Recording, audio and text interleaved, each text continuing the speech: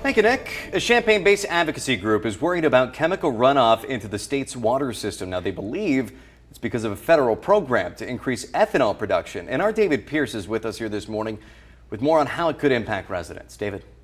The Prairie Rivers Network here in Champaign says that the Illinois water system is in trouble, and that's because of the renewable fuel standard set in place by the federal government back in 2005. And they say that Illinois farmers have been lining up to grow the corn needed to support it. Advocacy group Prairie Rivers Network says a lot of chemicals go into the growing process for corn. Sprayed hog manure, insecticides and pesticides that are coated on seeds that are planted, or herbicides that are sprayed onto the land. Director of Policy Robert Hirschfeld says those same chemicals get flushed into nearby streams following rain or a flood, which turns into untreated water picked up by residents. And some of it runs downstream, some of it trickles into groundwater.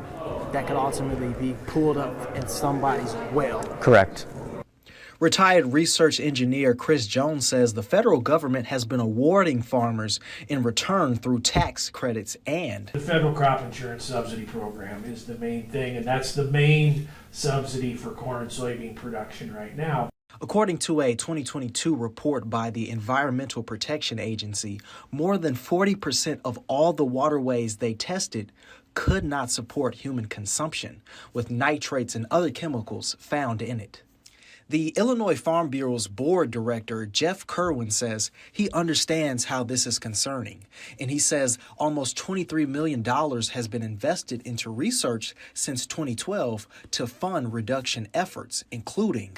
And they're called wood chip bioreactors. And that's basically the wood chips are food for the bacteria to break down nitrates that are flowing in the water. And only using nitrogen during growing season. Then you've got to write the amount of fertilizer, and the roots are there to uptake that. A statewide initiative was also created. It's titled the Nutrient Loss Reduction Strategy, and that was created back in 2015. I'll be speaking with officials to get an understanding of how Illinois' water got in this condition. I'm David Pierce reporting. Back to you. Thank you, David. Now, in the meantime, the Prairie River Network is promoting its Clean Water Forever campaign to gain support from residents and get policies established with state officials.